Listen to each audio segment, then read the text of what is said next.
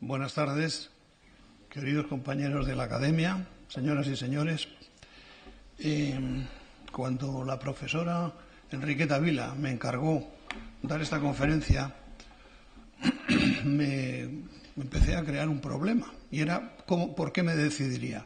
Si por dar una visión de conjunto de todo esto, lo que refleja el título de la conferencia, la atracción del Oriente, el valor de las especias, o por tocar algún aspecto concreto, la navegación o la ruta terrestre o las especias mismas o el ámbito histórico de los 3 o 4 últimos siglos de la Edad Media en Asia ya y el continente, y el continente subasiático. Me decidí por lo primero porque lo segundo me parece que resulta un tanto incompleto y ustedes quizá no saldrían demasiado satisfechos. Esperemos que de lo que haga salgan un poquito. Yo no querría comenzar mi intervención sin un recordatorio, el impertinente interrogante de Masson de Morvilliers, ¿qué doit-on à l'Espagne? O sea, ¿qué debemos a España? Esto ha tenido antecedentes y epígonos en los cuales ahora no podemos entretenernos. Baste solo, en relación con el asunto que nos ocupa, resucitar el comentario que dirige a los héroes supervivientes de la primera vuelta al mundo el intelectual humanista Pedro Mártir de Anglería, al servicio de los Reyes Católicos. Dice: estos 18 que han sobrevenido son completamente iletrados. Sin embargo, aunque no fuesen excelentes cosmógrafos, las palabras del italiano suenan a celos, o al menos a sobrevaloración de sí mismo, porque la mera relación de Pigafetta y el derrotero de Francisco Albo, rodense piloto de la Trinidad, documentan el conocimiento de datos geográficos y astronómicos en un estilo sobrio y conciso, en especial el segundo. Y ahora no entraremos en los libros que llevaban algunos de los viajeros o que llevaban después, por ejemplo, el caso de Íñigo Ortiz de Perea, contador de la nao Victoria, que en su vuelta al Pacífico llevaba la obra de Marco Polo, la versión de Santaella y la geografía de Enciso.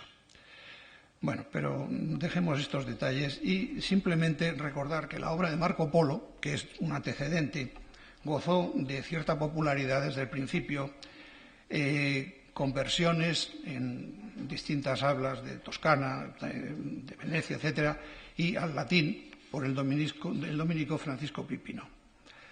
La fama de las riquezas del Oriente, sobre todo de China, venía a sumarse a la imagen ya fantasiosa que existía, pero que estaba muy arraigada en Europa hasta el extremo de ungir a un arzobispo de Cambalu o Cambaluc, Pekín, Juan de Montecorvino.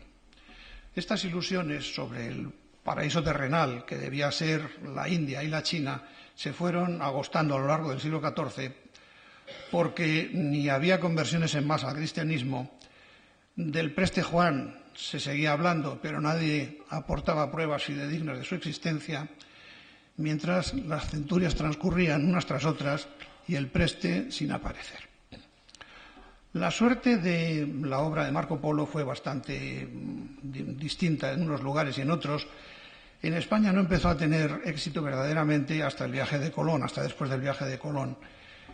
Por ejemplo, no consta en la biblioteca del Marqués de Santillana y después hubo algunos legados de libros o algún librero que murió y se ha recogido todo esto estupendamente por el profesor Juan Gil y por lo tanto no voy a repetirlo.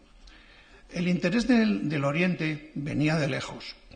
Petronio, en su Satíricon, se burla de Trimalción, resaltando que es tan rico que en estos días ha escrito para que le manden desde la India simiente de champiñón. Plinio el Viejo, que como saben falleció en Pompeya el 76 de Cristo, deplora el balance contrario que hay en los intercambios comerciales entre Roma y la India. La India, los seres, es decir, los chinos, y la península arábiga arrebatan todos los años a nuestro imperio 100 millones de sestercios, calculando por lo bajo. A tal precio nos salen nuestro lujo y nuestras mujeres. Y la mayor parte de esto se va para la India. El periplo del Mar Rojo arrastra consecuencias. En Océano e India, por ejemplo, se importa vino de Italia, amén de cobre, estaño, plomo, coral, vestidos, vidrio, rejalgar, estoraque, ungüentos, esclavas músicas y monedas de oro y plata.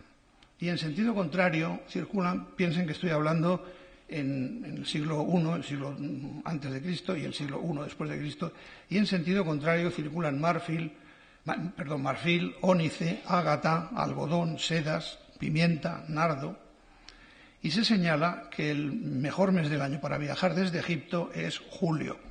Ahora veremos por qué.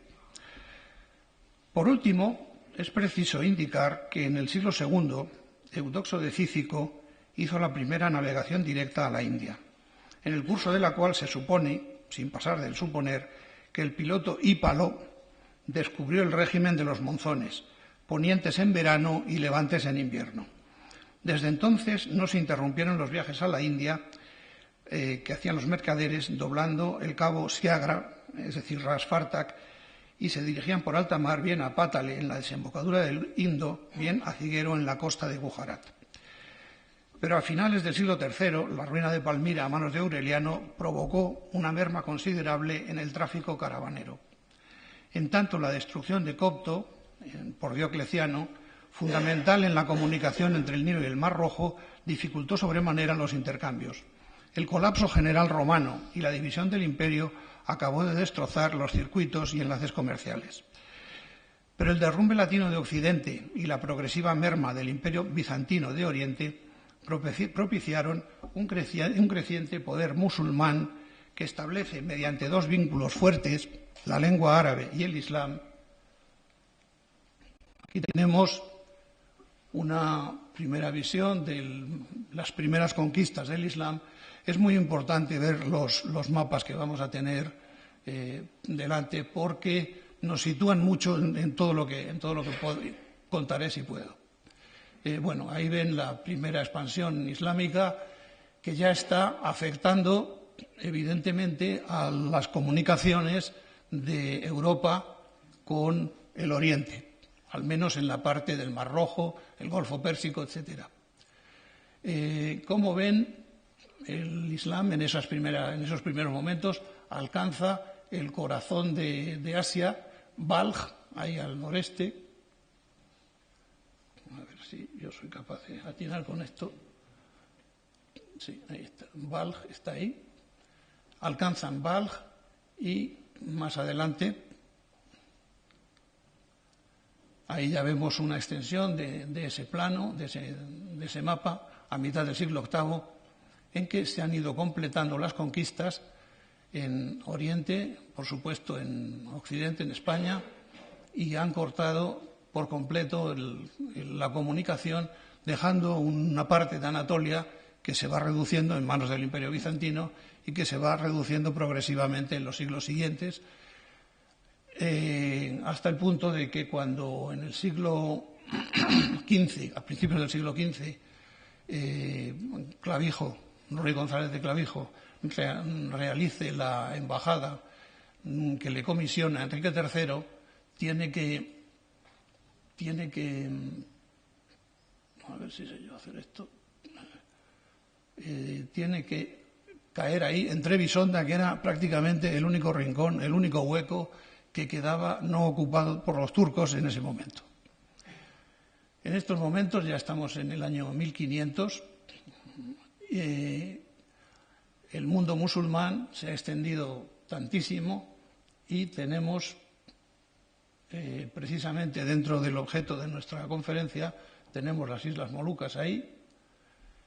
Ya se habían extendido, por supuesto, anteriormente por Java, Sumatra y el sureste asiático, y por supuesto habían entrado incluso en China, en todo el este de Asia, que es sumamente, en todo el este de África, que es sumamente importante. De todas maneras, la idea que existía, incluso en la Edad Media, en el mundo árabe, era la gran calidad y la gran maravilla que era todo cuanto venía de Oriente. Concretamente, dicen los árabes, Cuando se encuentran ante una pieza que constituye una obra perfecta, dicen que es china, provenga o no de dicho país, dada la especialidad que tienen los chinos en producir obras maestras. Esto lo dice Abu Hamid el Granadino en el siglo XII. El llamado corredor árabe se basaba tanto en la vieja penetración de Alejandro Magno como en la ruta de la seda, y la vía terrestre que marchaba hacia el sur en paralelo con el Mar Rojo, o sea, la vía de la península arábiga, que seguía funcionando. Las grandes invasiones mongolas del siglo XIII, que tuvieron una enorme consecuencia de destrucciones en proporciones muy altas, también contribuyeron al asentarse, a establecer poderes fuertes que ofrecían seguridad en los caminos y despoblados, lo cual para los comerciantes era algo sumamente importante. Y después sucedería eso mismo con los otomanos, es decir, poderes fuertes garantes de la libertad en los desplazamientos, aunque eso conllevaba de ir de ordinario unos portazgos, peajes y alcabalas con frecuencia sumamente onerosos, y también en no pocas ocasiones extorsión más próxima al bandidaje que a los impuestos, muy cerca de aquella irónica anécdota de Larra en que vienen dos hombres que han cruzado la frontera francesa hacia España, y dice Larra: llegó el veloz carruaje a las puertas de Vitoria, y una voz estentórea, de estas que salen de un cuerpo bien nutrido, intimó la orden de detener a los ilusos viajeros. «Hola, dijo la voz, nadie pase». «Nadie pase», repitió el español. «¿Son ladrones?», dijo el francés. «No, señor», repuso el español asomándose, «son de la aduana». En el imaginario popular, que muy a menudo contamina los textos escritos, y esto lo encontramos por doquier, proliferan inexactitudes, imágenes fabulosas o erróneas o resueltas mentiras. La descripción y división de las aguas del mundo que nos ofrece Abu Hamid son obviamente mejorables con los conocimientos actuales, pero en el tiempo debían conformarse con las ideas que tenían. Dice: sabrás que el mundo está rodeado por el mar circundante y que la tierra flota en medio de él, como una bola en un estanque lleno de agua. A este mar, al que se le llama negro, no se le suele llamar así, se le conoce como mar de las tinieblas, y los barcos no penetran jamás en él. Golfos suyos son el mar de la India, el mar de China, el mar de Kulsum, es decir, el rojo, el mar de Rum, es decir, el negro, el de la Odisea, el Mediterráneo y el mar de Persia. Este último se extiende hasta Basora, Abadán, etcétera, etcétera. El Océano Negro recibe este nombre a causa de que sus aguas ofrecen a simple vista el aspecto de tinta negra, aunque si se coge un poco de esta agua en el hueco de la mano se puede observar que es clara y pura, aunque más amarga que el acíbar y terriblemente salada. También por falta de, evidentemente esto es falta de información, pero también por falta de información fidedigna y directa, creían cosas que eran manifiestamente equivocadas. Por ejemplo, que el Níger y el Nilo eran el mismo río. Esto lo dice Ibn Battuta, y no es el único. Que es que este último río, el Nilo, nacía en la India, por ejemplo, o que era el accidente natural divisorio entre África y Asia. Idea mantenida hasta principios del XVI, cuando se bojeó y exploró cumplidamente el Océano Índico. De suerte que toda la parte de la mano derecha que va desde el principio del estrecho que dicen de Gibraltar hasta el río llamado Nilo, que llega a Egipto, es dicha África, dice Marco Polo. Misma idea apuntada por Mártir de Anglería en su embajada, otra obra distinta de la que mencionaba antes, ante el Soldán de Babilonia. El Cairo está al otro lado del Nilo, en Asia. En cambio, Alejandría, del lado de acá de dicho río, pertenece a África. Y lo mismo afirma su contemporáneo Juan León Africano. La capital del faraón estaba situada en la parte africana de Egipto. Rosetta es una ciudad en el Nilo, en la orilla de Asia, a 3 millas de desembocadura. Bueno, en otros casos el autor no quiere reconocer ignorancia o falta de presencia real en lo que describe y acude a evasivas o alusiones generales que no comprometen a nada. Parece muy claro que Marco Polo, al referirse a Siberia y el norte de Rusia, denominándolos la región de las tinieblas al septentrión, donde predomina la oscuridad, está mostrando no haber pisado jamás tales tierras. Ibn Battuta, por su parte, menciona la tierra de la oscuridad, Ard Zulma, reconociendo que habla de oídas por la gran dificultad que entrañaba semejante viaje y el escaso provecho de hacerlo. No podemos presentar aquí un inventario, ni siquiera mínimo, de las leyendas, fábulas y exageraciones que corrían sobre Asia por el Mediterráneo y el Oriente Próximo desde la época romana hasta la Edad Media y casi la moderna. Pero sí debemos reseñar ciertos ejemplos significativos. El capítulo de los animales fabulosos o descomunales es uno de los más reiterados, aunque a veces proceden las exageraciones de seres verdaderos, por ejemplo, ballenas, cachalotes, elefantes, tiburones gigantes, etc. Dice, del océano negro salen unos peces enormes de especies diferentes, como montañas a los que persiguen estos Abu Hamed, para comérselos, otros peces aún mayores que ellos. En su huida, los primeros atraviesan el punto donde confluyen ambos mares, pero cuando sus perseguidores llegan a dicho lugar e intentan a su vez atravesarlo para proseguir la persecución, lo encuentran tan angosto debido al enorme tamaño de sus cuerpos que no tienen más remedio que regresar al océano. Permítasenos recordar que el punto donde confluyen los dos mares mide 3 parasangas. Una parasanga era 5.250 metros, es decir, unos 15.700 metros de ancho. Cierto día, el barco en el que yo viajaba llegó al punto de confluencia de los dos mares. Súbitamente emergió del mar un pez del tamaño de una gran montaña que lanzó un bramido tan atronador, terrorífico y salvaje como no he vuelto a oír en mi vida. Por supuesto que las serpientes marinas también ocupan un lugar destacado, aunque a la postre resulte que se trata de un humilde pulpo, al que se adjudican dimensiones extravagantes y en este caso opere la confusión en árabe de la denominación el Hayat, la de o la madre de las culebras, dada la similitud relativa entre los oficios y los tentáculos del pulpo. Otro aventajado animal es el pájaro ruj, inmenso y peligroso, que Ibn Battuta menciona de la siguiente manera. Al ascender el sol vimos que el tal monte se elevaba en el aire y se hacía la luz entre él y el mar. Quedamos maravillados de todo esto. Vi llorar a los marineros despidiéndose unos de otros. Les pregunté qué les ocurría y me contestaron: aquel que creíamos monte es el ruj, y si nos ve nos matará. Como es natural, son los humanos quienes concitan más atención y elaboradas historietas, por ejemplo, las amazonas. Al respecto, dice Ruy González de Clavijo en su embajada a Tamorlán: 11 jornadas de esta ciudad de Samarcande, o sea, Samarcanda, hasta la tierra del Catay, China, hay una tierra donde fueron las amazonas, y hoy en día mantienen la costumbre de no tener hombre consigo, salvo cuando viene su tiempo del año que les dan licencia a las mayores de ellas, y toman sus finjas consigo e vanse a las tierras e lugares más cercanos. Y cuando los hombres las ven, convídanlas e ellas vanse con aquel que más quieren, e comen e beben con ellos, e están así un tiempo con ellos comiendo y bebiendo. Después tórnanse para sus tierras, e si paren fijas, tienenlas consigo, e si paren fijos, envíanlos a los lugares donde son sus padres. Estas mujeres son del señorío del Tamurbeque, es decir, de Tamerlán, e solían ser del señorío del Catay, que son cristianas, naturalmente, a la fe griega. E estas fueron del linaje de las amazonas que se acaecieron en Troya cuando las destruyeron los griegos. Es decir, que recoge tradiciones orales o escritas que vienen de la antigüedad helénica y conservadas en aquellas dilatadas tierras con más o menos credibilidad, como también hace Abu Hamed.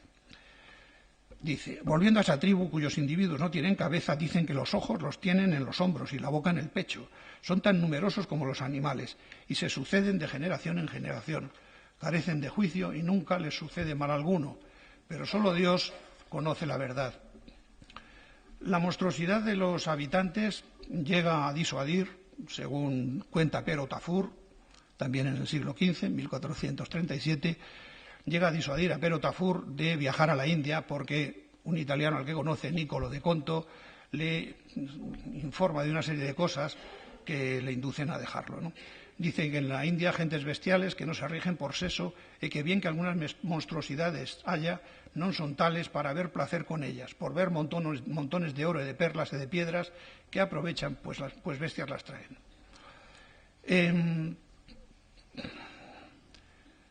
Preguntéle a Niccolò de Conto si había visto cosas monstruosas en la forma humana, así como algunos quieren decir hombres de un pie o de un ojo, o tan pequeños como un cobdo, o tan altos como una lanza. Dice que no sintió nada de estas cosas, pero que bestias vido de extrañas figuras, se refiere a elefantes y unicornios.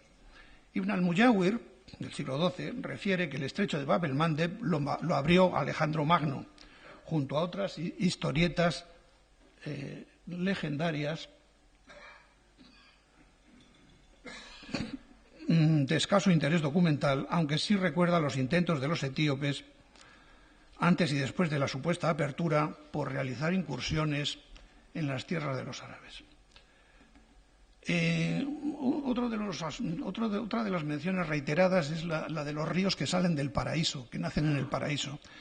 En las afueras de Juarism corre el río Jaihun, es decir, el Oxus ante los antiguos o el Amudari actual, uno de los 4 nacidos del paraíso. Esto lo dice Ben Batuta. Así llegaron Marco Polo y compañía a la ciudad de Onjata y saliendo de ella cruzaron el río Tigris, que es uno de los 4 ríos del paraíso. Otra. Jueves que fueron 21 días del dicho mes de agosto, llegaron a un gran río que es llamado Bíamo. Este es el tercero río que sale del paraíso. Es tan ancho como una legua. Viene por una tierra muy llana. Esto es de Clavijo. Otro. Esta dicha ciudad de Arcinga está fecha en un llano acerca de un río que es llamado Éufrates. Esto también es de Clavijo. Es uno de los ríos que salen de paraíso. Este llano en que está la ciudad es todo cercado en derredor de unas sierras muy altas. Encima, en los más altos de estas sierras, había mucha nieve, y ayuso en las faldas no había ninguna. Y había muchas aldeas, viñas y huertas. Y otra, y el agua del Nilo bien parece agua de paraíso. Esta es de Tafur. Bueno, voy a pasarme la historia de los mongoles porque es bastante conocida. En fin, la irrupción de Gengis Khan a principios del siglo XIII, cómo se extiende, cómo amplía sus dominios, sus hijos, bueno, hasta que él muere en 1227, pero sus hijos amplían esos territorios, conquistan China, Persia y llegan hasta Polonia y Alemania. Incluso se plantan en las puertas de Viena, que es una ciudad a la que parece que le ha tocado varias veces esta suerte. Pero la muerte de Ogodei, uno de los hijos de Gengis Khan, corta esa progresión. El nieto de Gengis Khan, Batu, establece el Kanato de la Horda de Oro, es decir, al norte del Mar Negro, y su capital sería Sarai. El avance de los mongoles llega hasta el extremo de que, bueno, por supuesto, conquistan China y en ella reinará Kublai, el Khan que recibió a Marco Polo y a su tío y a su padre, reinará de 1260 a 1294 y entre 1251 y 1265 Hulagu se adueña de Persia, arrasa Bagdad en 1258 y da fin al califato abbasí. Completa la acción tomando Damasco y Alepo. Vamos a ver si encuentro.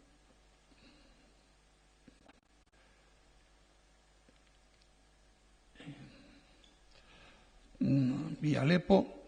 Finalmente, los mamelucos egipcios en 1260 derrotan a los mongoles en Ain Jalut, en Siria, y le cierran el paso hacia Egipto, impidiéndole pasar ya del río Éufrates.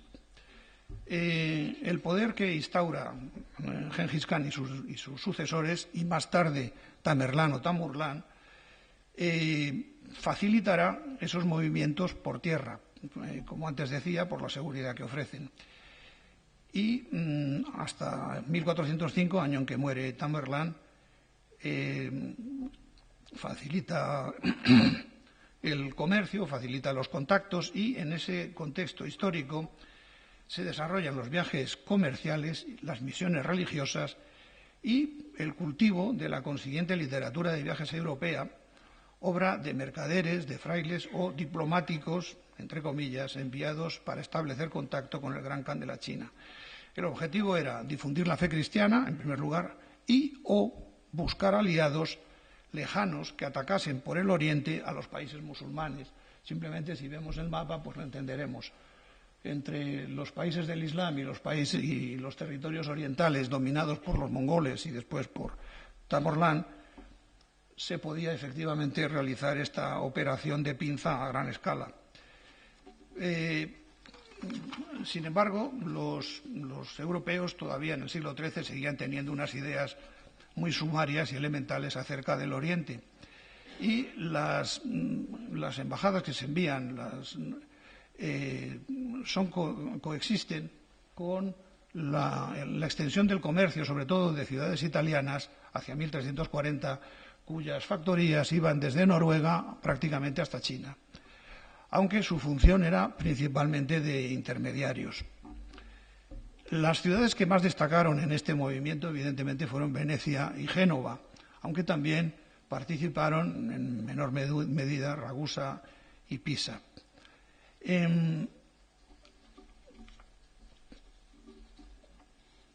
Las técnicas de navegación que habían desarrollado tanto los europeos como los árabes facilitaron este comercio.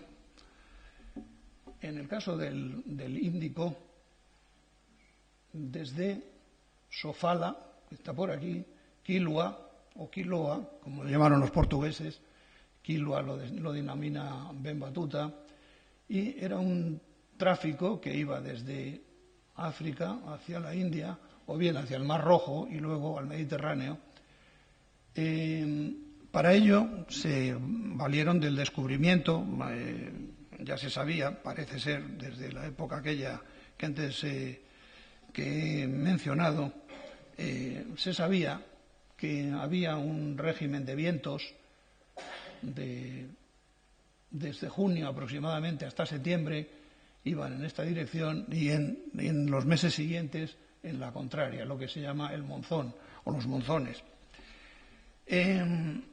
La situación general y el desarrollo de las técnicas de navegación permitieron, por ejemplo, que los chinos, en los cuales habitualmente no se piensa mucho, desarrollaran también unos grandes medios de navegación.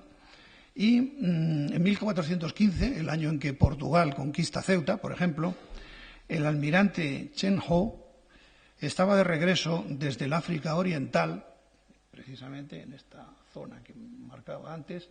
Posiblemente incluso llegaron al estrecho, al canal de Mozambique. Estaba de regreso hacia China en ese año, en 1415. El mar de la China, Sumatra, el Índico, eran bastante bien conocidos por los chinos. Y de este modo cumplían un doble cometido diplomático y mercantil. Hubo más expediciones, hasta 1431, en que se realizó la séptima, y a partir de ahí la dinastía Ming, por razones de política interna quizá, suspendió esa proyección de China hacia el exterior e inició un periodo de repliegue y encerramiento sobre sí misma que, desde luego, perjudicó a la sociedad china y a su proyección internacional, como habría sido lo lógico, a partir de los numerosos adelantos técnicos de que disfrutaban. El parón chino o la retirada china coincidió con el parón también acusado de los árabes como promotores y con la eclosión artística, que no hay que recordar mucho, técnica, intelectual, de pensamiento de los europeos desde los siglos XIII al XIV y en ese gran movimiento que llamamos Renacimiento y cuyo desbordamiento en todos los órdenes culminará en el XVI. La construcción china de naves era algo verdaderamente impresionante. Ibn Battuta, por ejemplo, refiere cómo se organizaban flotas gigantescas, hasta de 300 barcos. Es un poco dado a la hipérbole, bueno, bastante, muy dado a la exageración. Pero hay mucho de verdad en el fondo de lo que cuenta. También Marco Polo, que reduce las cifras, por ejemplo, en cuanto a número de tripulantes, etcétera. Pero sí se sabe, no solo por la información de Ibn Battuta o de Marco Polo, también por textos chinos, que en el cuarto viaje de Chen Ho, los chinos son capaces de cumplir una derrota desde Sumatra, o sea, ahí, hasta la costa africana, que son hasta Zanzíbar, en un salto de unos 6.000 kilómetros. El fallecimiento de Chen Ho y luego del emperador Shaondi acabó con este deseo de patrocinar esta clase de expediciones y, aunque tuvieron capacidad técnica para alcanzar Europa, no lo hicieron. El periplo inverso al de Vasco de Gama no llegó a ocurrir jamás. Voy a pasar por alto un libro que tengo muy leído, muy reseñado, porque a veces tenemos que tomarnos vasos de acíbar, aunque no nos gusten, pero un libro de un inglés que se llama Gavin Menzies, que se llama 1421, el año en que China descubrió el Nuevo Mundo. Es un libro realmente para poner entre paréntesis y, en fin, creo que no vale la pena dedicarle espacio. Tengo escrito una página casi sobre ello, pero no da tiempo para esto. Las grandes peregrinaciones a Jerusalén y a la Meca confluyeron con el movimiento comercial de compra y venta de especias, perfumes, maderas, telas, y el modo que se vio por parte de los cristianos de bloquear al Islam consistía en cortar o dificultar sus comunicaciones con la India. Reinaldo de Chatillon creó en Eilat en 1182 una base de operaciones para acosar el movimiento comercial por el Mar Rojo. Estos esfuerzos, no únicos, resultaron insuficientes hasta la irrupción de los portugueses en el Índico. Y no otro objetivo tenía, aunque sea una fecha tardía, la embajada enviada por Felipe III al Shah Abbas de Persia en 1613-1614. García de Silva, el embajador, en sus comentarios alude a una carta del rey, que a la sazón también era soberano de Portugal, no lo olvidemos, de 1613, en que paladinamente se declara su designio. 2 puntos.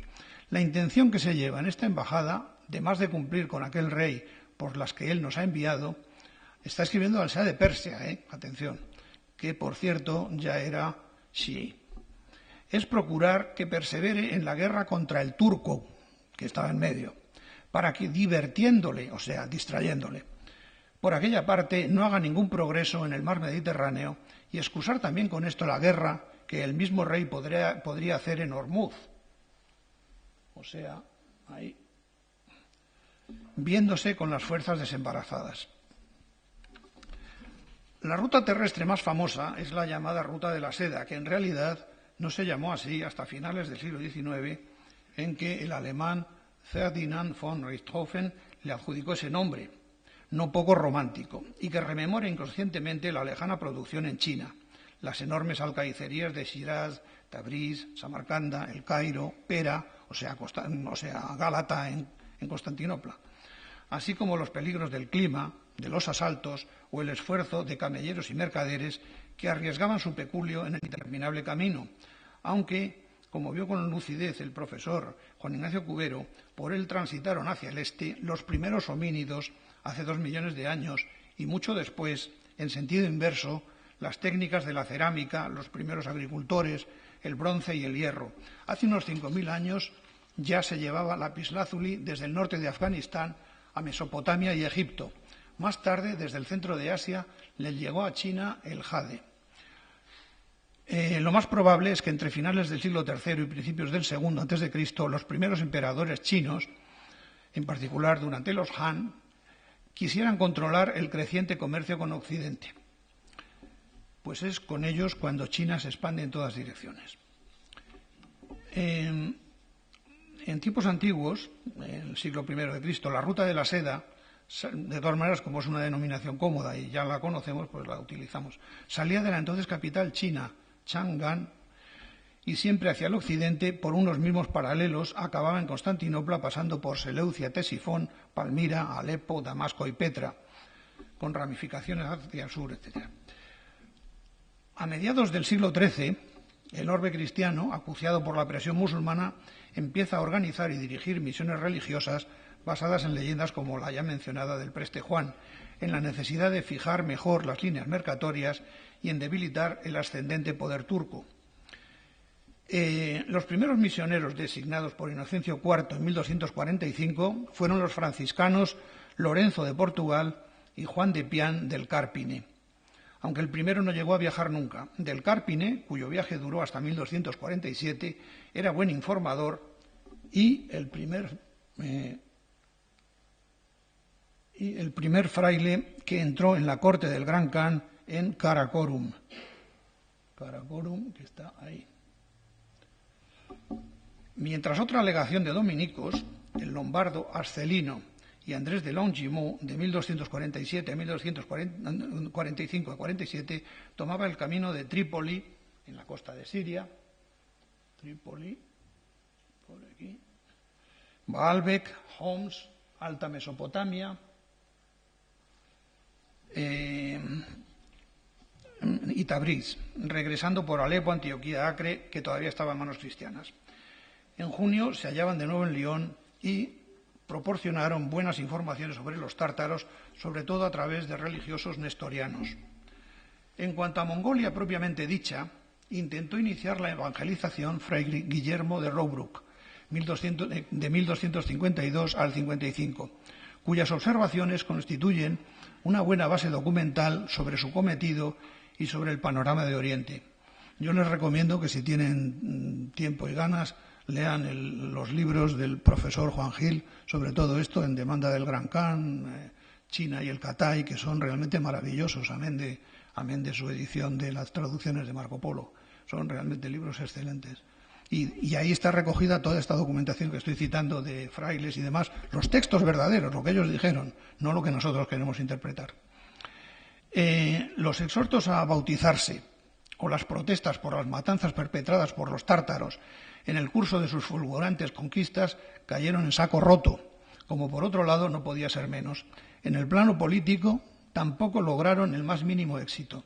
Al Gran Khan solo interesaba la sumisión de Europa, y en el plano pastoral la invitación a tomar el bautismo y someterse al Papa de Roma sonaba a impertinente y absurda. Por parte española son de destacar algunas legaciones, como la del madrileño Ruy González de Clavijo, que he mencionado antes, de 1403 a 1406, en embajada a Tamorlán. Bueno, vamos a ver. El caso de Clavijo es interesantísimo. Bueno, sale de Sanlúcar de Barrameda, luego va a la isla de Rodas, a Quíos, entra hasta Pera, hasta Constantinopla, y después de un viaje fallido por el Mar Negro, tiene que regresar por el invierno y pasa 5 meses esperando en Pera y finalmente consigue llegar a Trebisonda, que era de un llamado imperio griego, desgajado del imperio de Bizancio, pero que eran griegos. Era prácticamente la única portilla que iba quedando, aparte de los territorios dominados por los turcos, que eran todos los demás, los turcos otomanos. Este viaje lo realizan en Clavijo, pero iba acompañado por un embajador tártaro que había estado ante Enrique III, Muhammad al-Kashi, y Alfonso Fernández de Mesa, Fray Alonso Páez de Santa María y Gómez de Salazar, fallecidos estos dos últimos en Persia a causa de las terribles penalidades del viaje. Fernández de Mesa proporcionó después algunas informaciones a Pero Tafur. Más adelante, si tengo tiempo, lo citaré, si no, pues, ¿qué le vamos a hacer? Pese a las incomodidades y peligros que tenía el mar, tormentas, pérdidas de rumbo, piraterías, naufragios, etc., el mar, dentro de todo, presentaba mejores garantías de seguridad, como ausencia de peajes, por ejemplo, y escasez de asaltantes, cosas que en tierra eran mucho más frecuentes. Al mismo Clavijo pues le extorsionan varias veces en su marcha, desde el momento que toca tierra en Trebisonda y empieza a marchar por tierra hasta que entran en los dominios de Tamerlán, y entonces la cosa cambia. Porque las atenciones y los arrumacos y demás que le dirigen los gobernadores pues son enormes, aunque también piden su parte y no hay algo para mí, no hay alguna cortesía. Bueno, el caso es que estos embajadores vivían situaciones sumamente complicadas. Por ejemplo, Marco Polo entra en Asia por Alejandreta, cuando al mismo tiempo acababan de tomar o estaban tomando los mamelucos San Juan de Acre en 1291. El sultán mameluco Al-Ashraf Jalil ibn Qalaun, y eran situaciones que coexistían. Ahora nos parecen quizá un tanto chocantes, ¿no?, que mientras se están matando y están asaltando una ciudad cristiana, por otro lado estén comerciando y estén chalaneando en lo que puedan, pero bueno, sucedía. Clavijo, ya he dicho más o menos el camino que lleva, pero después, una vez que toca en tierra, entra por aquí y va recorriendo toda una serie de ciudades: Arcinga, Erzurum, en Anatolia, Tabriz, Sultanilla, Teherán, Damagán, Balj, que está ya nada menos que aquí, Balj, a ver si yo apunto bien por aquí, está Balj aquí, y después rinde viaje en Samarcanda, regresa por Bujara y después desandan más o menos el mismo camino. Pero Tafur, que escribe más tarde, pero refiere su viaje a 1437, al referirse a la misión de Clavijo, 30 años antes, dice: «Este es el camino que hicieron los embajadores del rey don Enrique cuando fueron al Tamurbeque entre 1403 y 1406, e dicíeme a mí Alfonso Fernández de Mesa que había tanto desde allí a lo postrero que anduvo como de allí a Castilla», lo cual es absolutamente cierto simplemente viendo el mapa, ¿no? De qué manera la distancia pues es aproximadamente casi igual, ¿no? De mar y de tierra. A veces tenían que permanecer en las ciudades, eso que antes decía de que estuvo 5 meses, estuvo un invierno Clavijo en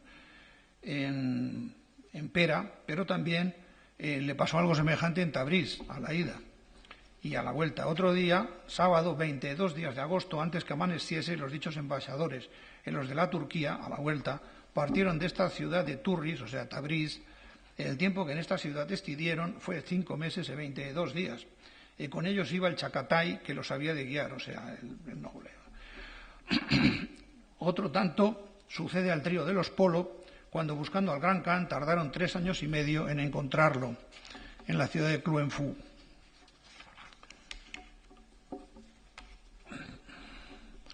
Las distancias, imaginen a pie o en camello o en caballo, recuerda que eran enormes. De la ciudad de Samara y Cantef hasta la ciudad mayor del Catay, que llaman Cabalet, o sea, Cambalu, Pekín, que es la mayor ciudad que hay en todo el imperio, a 6 meses de andadura.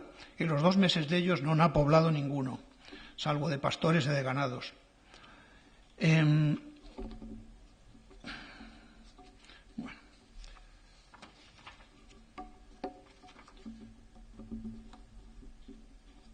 Hablan en ciertas ocasiones, por ejemplo, León Africano o Ibn Jubayr, que andan por ahí, hablan pestes de los habitantes y del trato del latrocinio y malo que dan a los viajeros. Por ejemplo, en el caso de los peregrinos musulmanes que van a la Meca, los beduinos son tribus negras que todavía existen, los Buyat.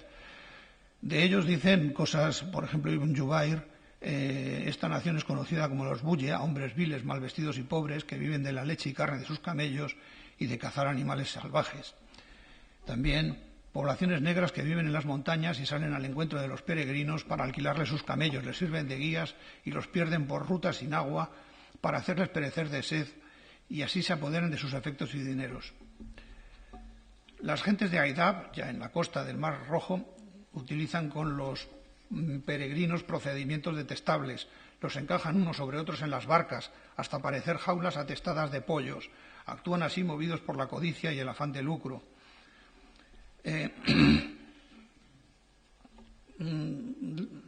A continuación sigue: los negros de estas tribus llamados Buyat tienen modos más abyectos, esto lo dice Ibn Jubayr, y una inteligencia más limitada que la de las acémilas.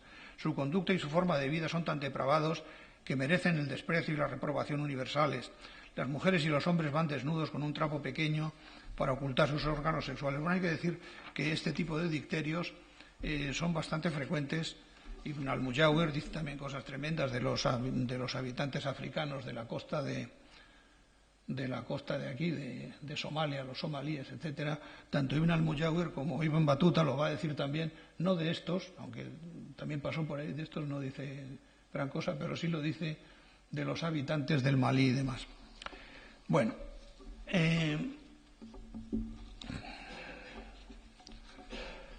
el sistema de postas es favorable y ayuda a moverse, pero cuando la posta obliga al viajero a viajar aunque esté enfermo, pues puede ocurrir, como le sucede a Clavijo, que se le mueren 2 compañeros en la embajada.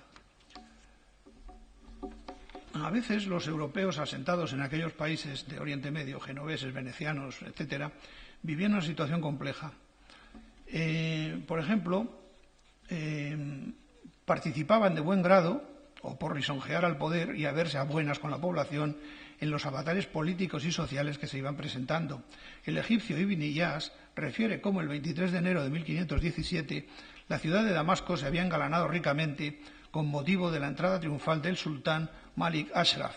Los tambores habían resonado en la ciudadela y los comerciantes europeos que residían allá lanzaban delante del sultán monedas de plata y oro.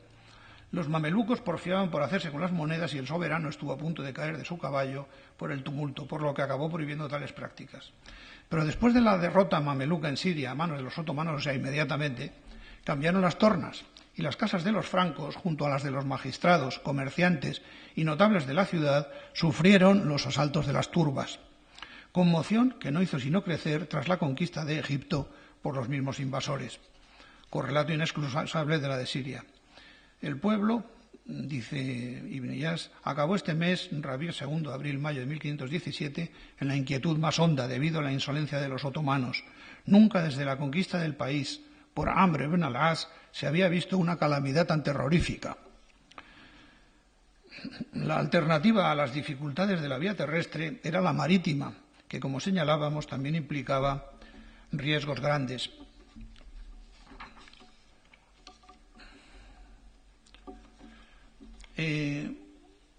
Las potencias emergentes mediterráneas europeas se aplicaron, como es lógico, a eliminar tanto en Oriente como en Occidente a las flotas musulmanas por el peligro militar y por evitar un competidor, ¿no?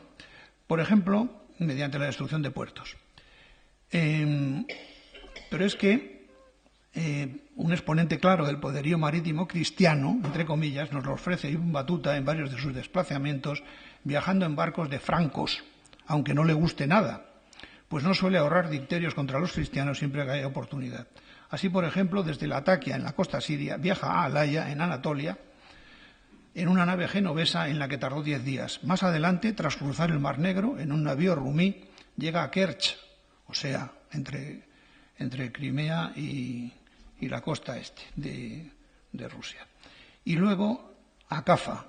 Cafa era una colonia genovesa en Crimea, importantísima ciudad factoría, poblada por cristianos y que estaban dedicados al comercio de productos del Oriente. Dice, todos sus habitantes son infieles, el puerto es asombroso, había unos 200 barcos, uno de los puertos más famosos del mundo. En su regreso final a Marruecos, el tangerino viaja desde Túnez a Atenes, en Argelia, en otro barco cristiano, pasando por Cerdeña, a la sazón en manos de la Corona de Aragón, y manifestando el temor que le infunden los transportistas. Dice, en Túnez embarqué con catalanes, llegando a la isla de Cerdeña, que es de los cristianos. Hay allá varias fortalezas, en una de las cuales penetramos y en su interior había muchos mercados. Yo por mi parte prometí a Dios el Altísimo ayunar por espacio de 2 meses seguidos si nos sacaba con bien de aquel lugar, pues supimos que los pobladores estaban resueltos a irnos a los alcances de que saliéramos para apresarnos. Finalmente abandonamos la isla y tras 10 días llegamos a la ciudad de Tenes. Afortunadamente no ocurrió nada. En fin, vamos a pasar de Nasir y Khusrau y vamos a volver a Clavijo, que arriba a Rodas, y se encuentra, porque esta era otra de las facetas, se encuentra una guerra entre genoveses y venecianos. Y el gran maestre de Rodas está aliado con los genoveses y atacan a Alejandría y Beirut con varias carracas y galeras genovesas. Dice, Rodas, fuera de la ciudad, a muchas casas, huertas muy fermosas, muchas sidras, limas, limones y otras muchas frutas. En la generación de la gente de esta ciudad y de esta isla son griegos, y a la fe griega todos los demás. Esta ciudad es muy grande escala de mercaderías que vienen allí de muchas partes, es decir, era uno de los puntos obligados de concentración y distribución. En ningunos navíos non pueden ir en Alejandría, ni en Jerusalén, ni en la Suria, que non vayan a esta isla o pasan a ojo de ella. Pero Tafur, en Quíos, vive una peripecia semejante y dice que, tuvo que volver a Quíos porque le obligan las galeras genovesas, y dice, armáronlas para ir al puerto de Alejandría, para tomar las dos galeasas, la de En Casaches e En Sirvent, catalanes que estaban en el puerto de Alejandría, y hubimos de volver con las galeras al puerto y surgimos en medio del puerto. Surgimos y fondeamos. Bueno, todo este movimiento comercial produce también unos movimientos industriales. Por ejemplo, lo que nos refiere Mártir de Anglería de las atarazanas de Venecia, que no puedo más que mencionar de pasada, con sus legiones de herreros fabricando utillaje y armamento de todo tipo, mujeres tejiendo velas y complementos para los navíos y, por supuesto, carpinteros fabricándolos.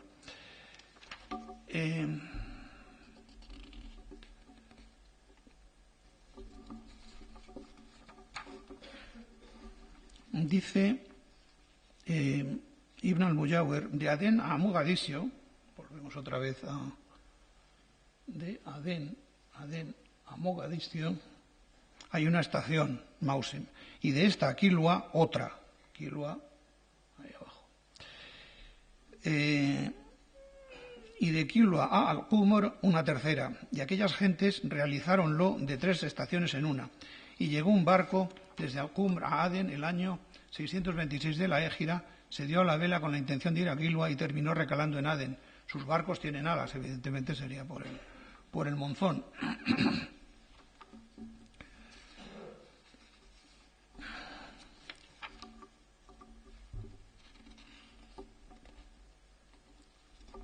Cuando Ibn Battuta llega a Calicut, en la costa de Malabar, en la India, describe los barcos de la China. Dice, quedamos en el puerto donde había entonces 13 barcos chinos. Estuvimos 3 meses en Calicut como huéspedes del monarca infiel, esperando la ocasión para salir hacia China en un barco de este país, pues por el mar de China no viajan naves de ningún otro lugar. Cada uno de estos barcos tiene una tripulación de 1000 hombres. Yo creo que esto está exagerado. 600 marineros y 400 guerreros, entre otras razones porque Marco Polo dice 200. O sea que, si queremos, hacemos como con las manifestaciones, dividimos por la mitad de lo que dicen unos y lo que dicen otros y a lo mejor nos acercamos.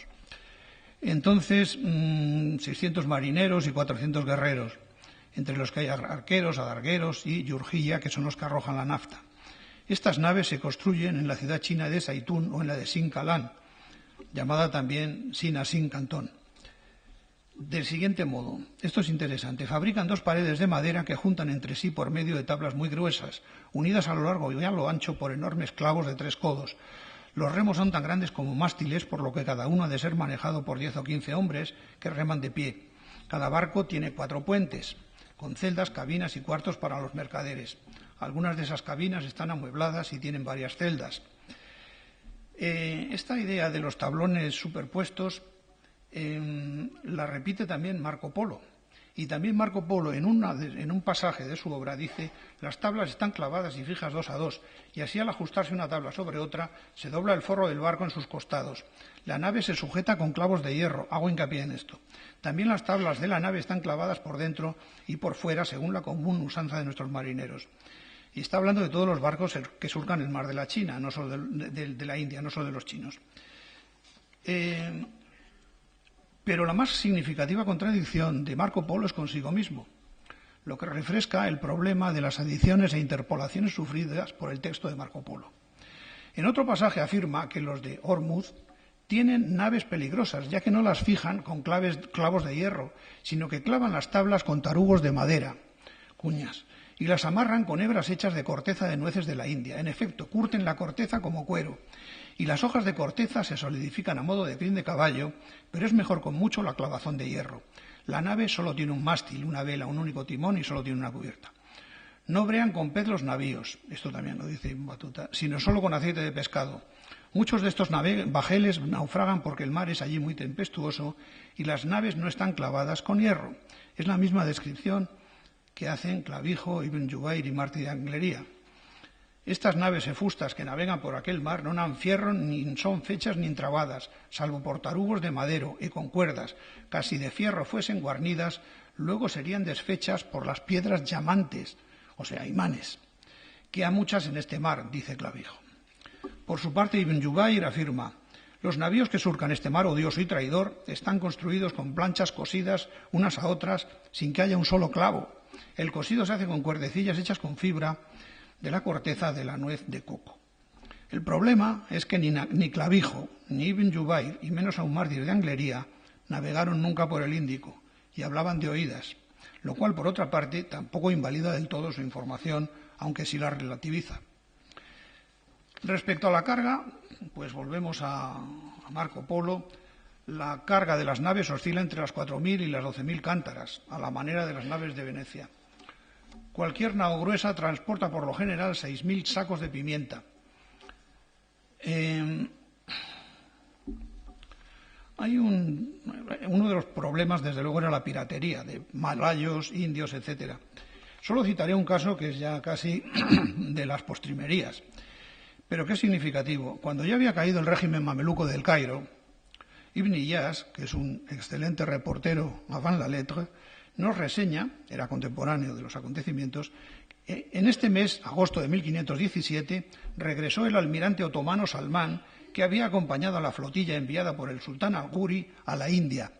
Salmán traía un cierto número de francos apresados en el Índico, seguramente portugueses, y que habían hecho la guerra de corso y asaltado barcos mercantes que traficaban por esos mares.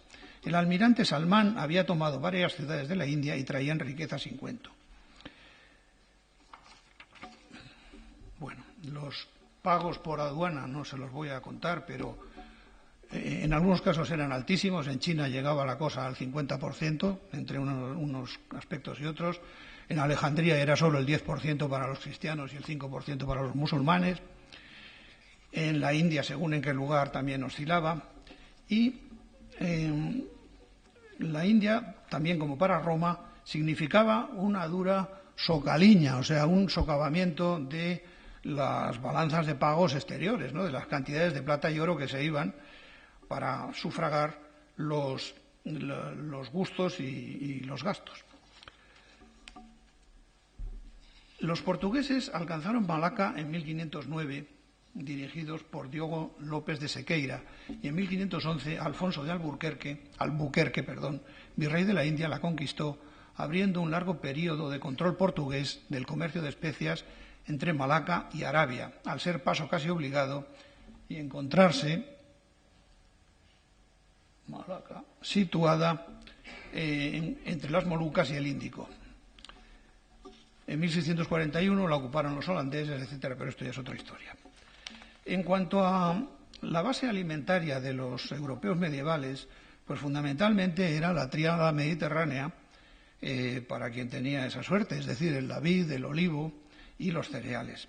Y eso era la base fundamental. Carnes y pescados, mariscos y frutos eran difíciles de conservar. Y entonces se necesitaba, o bien para mantenerlos en buen estado, o bien para disimular su mal sabor si estaban en malas condiciones, se recurría a salazones, a salmueras, vinagre, manteca, más tarde sería el aceite, o al empleo del humo y el frío como medios de conservar esos alimentos.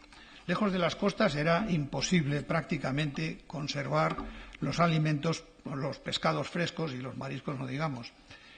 Entonces, una explicación que se ha dado para el uso masivo de especias y tanto como se buscaban era pensar que servían para conservar y, por supuesto, para enmascarar el mal sabor de las comidas en mal estado. Parece que las especias no conservan, sí enmascaran, pero yo incluso dudo mucho que unas ostras o unas centollas podridas, por mucha pimienta que se le ponga y mucha canela y mucho lo que sea, o clavo o lo que sea, difícilmente se le va a quitar el mal sabor y no digamos luego las consecuencias gástricas que eso puede producir. Se ha debatido mucho esta cuestión, pero a mí me parece que la explicación que da el profesor Cubero es bastante razonable, que era un fenómeno de prestigio.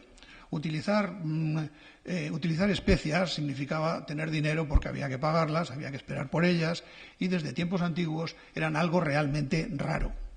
Entonces ese prestigio se ganaba en los grandes convites, en las grandes comilonas de la gente acomodada.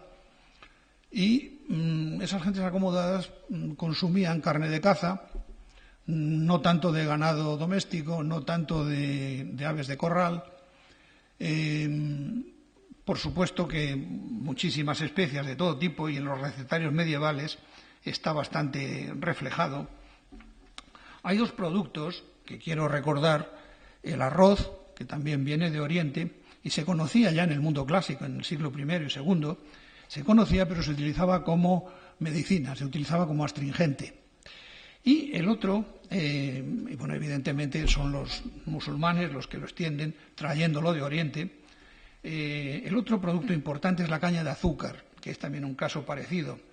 El azúcar se consideraba en la Europa medieval entre las especias.